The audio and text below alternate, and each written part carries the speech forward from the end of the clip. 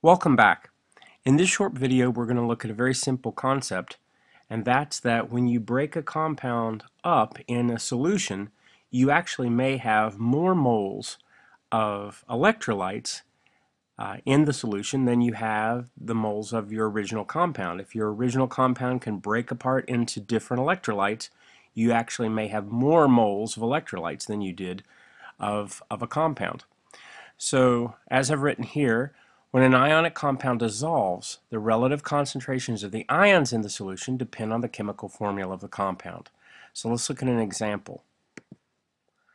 If I have 1 molar solution of sodium chloride, you have sodium chloride has sodium, 1 ion of sodium and 1 ion of chlorine. So if you have 1 molar solution of sodium chloride, you're going to break those apart into 2 electrolytes. You'll end up with 1 mole of sodium ions and 1 mole of chlorine ions.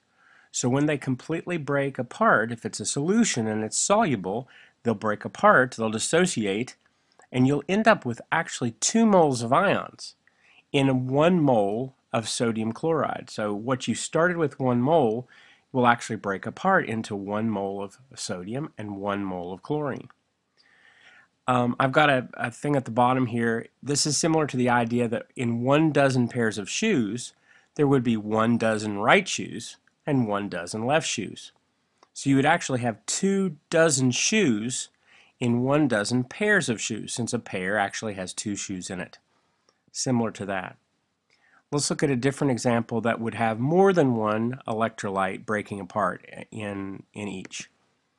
So if I have a 1 molar solution of sodium sulfate, we see that in this compound we have, if you were to break this up into its ions, you would end up with, for every molecule of sodium sulfate, you would have 2 ions of sodium and 1 ion of sulfate. So you would actually have 3 moles of electrolytes for every 1 mole of molecules in the solution. So two of those ions are sodium, so you would end up with 2 molar concentration of sodium ions and 1 molar concentration of sulfate ions. I couldn't think of a good example, so I came up with this. This is similar to the idea that in 1 dozen double-decker ice cream cones, there would be 2 dozen scoops of ice cream and 1 dozen cones. So very simple, very short video here, but I hope this helps you. This could save you from having some problems in the class. Thank you.